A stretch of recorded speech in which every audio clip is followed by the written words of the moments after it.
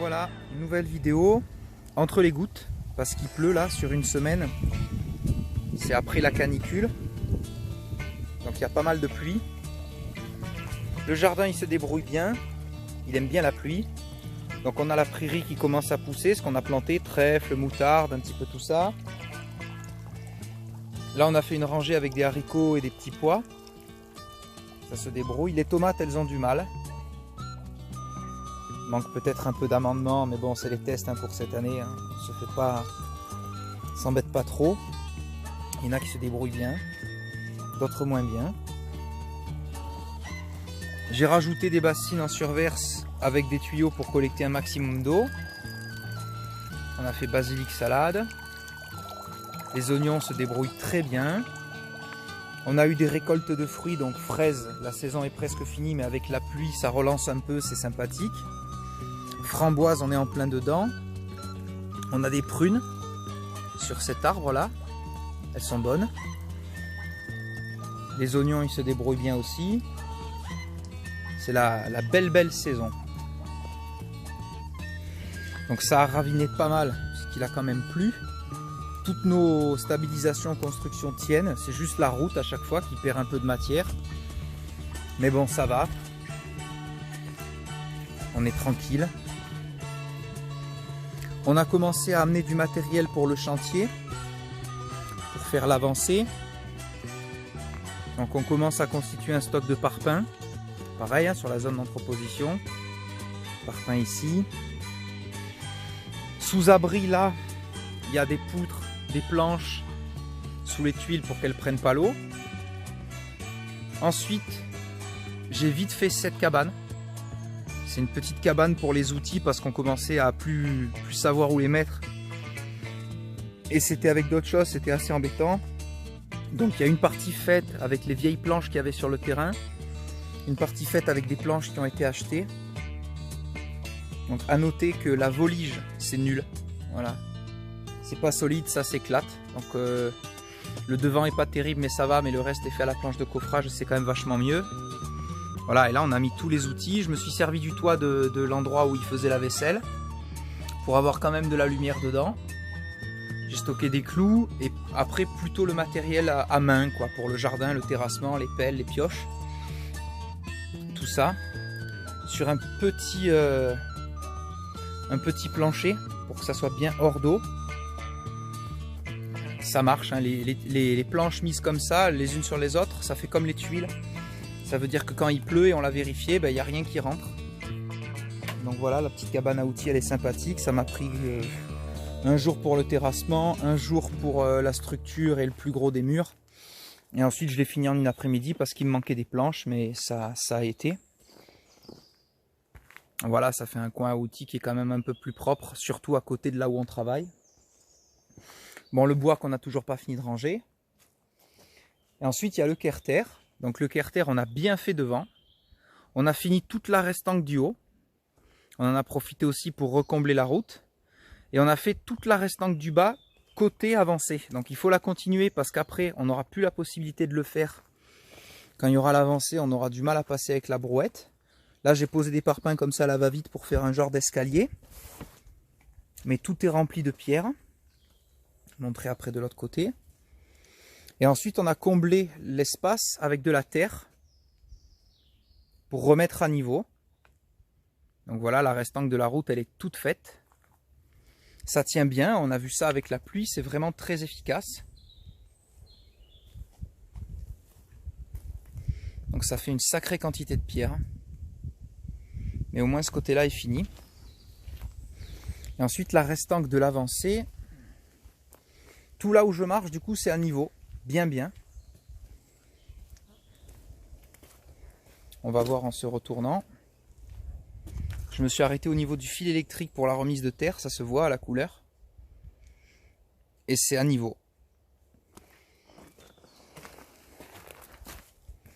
Et après, hop, on a la fin de la restanque du contrebas qui est ici. Et ensuite, il faudra la continuer avant de faire l'avancée. Parce que quand il y aura l'avancée, on ne pourra plus passer à la brouette jusqu'ici. Il faudra faire un détour énorme et avec les cailloux, ça fait vraiment beaucoup. Et on va faire une restanque en partie haute qui ira jusqu'à la source ici, jusqu'à terme on remplacera avec des pierres. Et une restanque sur la partie basse, donc là c'est la haute, là c'est la basse, pour faire une espèce de demi-lune. Et dans ça, il y aura de la terre et puis il y aura des espèces de plantes qui nous arrangent bien, certainement aromatiques ou des fraises, peu de racines, pour boire le trop d'eau. Et ça sera propre. J'en ai profité aussi pour restabiliser là rapidement devant en venant chercher la terre. Et on a commencé à creuser la mare pour sortir de la terre. Du coup, on ne fait pas juste des trous pour faire des trous, on profite de les faire à des endroits qui nous intéressent. Donc là, comme il a plu, elle s'est déjà un peu remplie. Donc ça ira bien. Voilà, on a fait déjà tout ça. On a profité d'un trou déjà existant qui devait certainement servir de frigo, puisqu'il y avait cette caisse enterrée dedans. Et là, on est en train de creuser un bon morceau. À terme, ça sera assez énorme, puisque ça sera notre mare principale. Et à terme, donc, la mare, elle devrait continuer un peu dans cette direction, jusque là où il y a le soleil dans la prairie, sous la caisse, et tout ça. Histoire qu'il y ait plusieurs mètres cubes, une dizaine peut-être, stockables, avec une surverse prévue vers là-bas.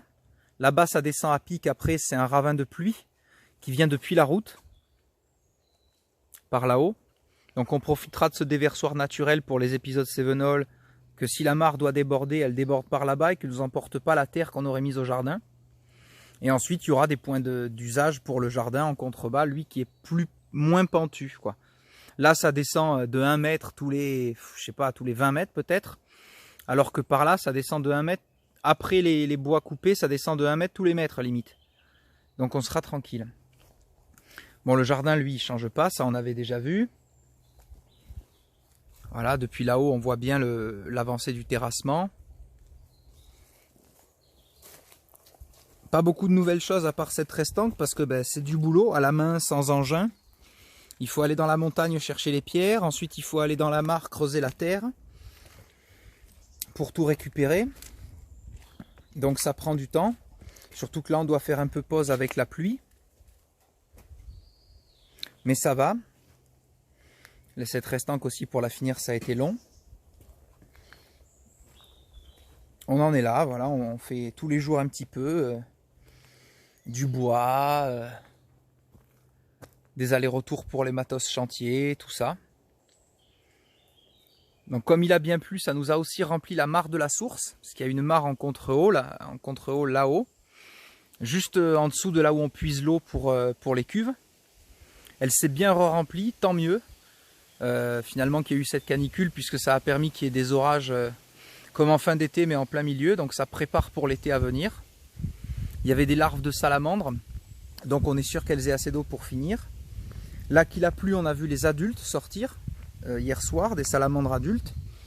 Donc c'est bon signe, ça veut dire qu'elles n'ont pas trop souffert de la sécheresse et qu'elles arrivent quand même à trouver refuge à l'abri, sous l'humus et à continuer de s'alimenter. Donc ça c'est bien. Et après, dans le Kerter, petite vie tranquille, on a rajouté une moustiquaire pour pouvoir laisser ouvert toute la journée sans qu'il y ait trop d'insectes qui rentrent et puis pour pouvoir assécher tout ça. Là on fait du feu justement parce qu'il a plu pendant 2 jours et demi, histoire de faire baisser un peu l'humidité et puis sécher nos affaires.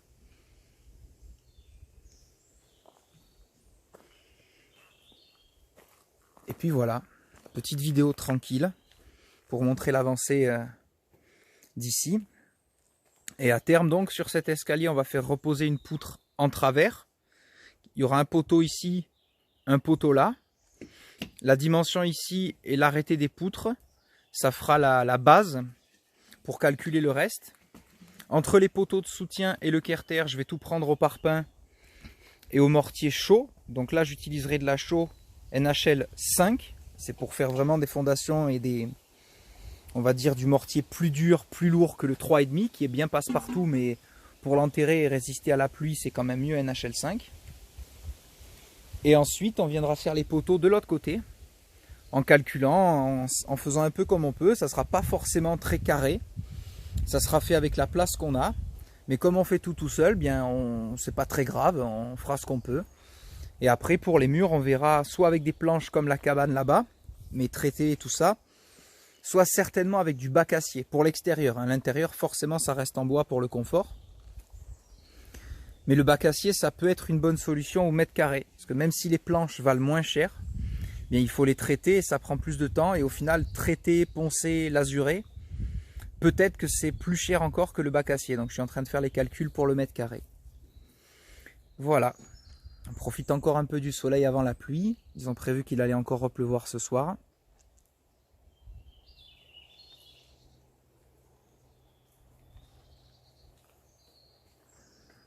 Dans la nature. Pour ceux qui ont Instagram et qui veulent aller voir des photos animalières, sur YouTube, je fais que l'avancée des chantiers, le terrain et notre vie en autonomie. Et j'ai fait un compte Instagram, vous trouverez le lien en description, où là, je fais que des photos de nature et d'animaux, comme par exemple les salamandres, sangliers, chevreuils. Tout ce que je prends en photo, je le mets là-dessus. Voilà, puisque j'ai eu un appareil photo réflexe de qualité par mes parents. Et du coup, je poste là-dessus toute la vie animale qu'on peut voir ici dans les alentours. Sans forcément la chercher, hein, juste on travaille, on voit quelque chose, on s'arrête, on prend la photo. Donc normalement, je vais réussir à mettre le lien en description. Voilà.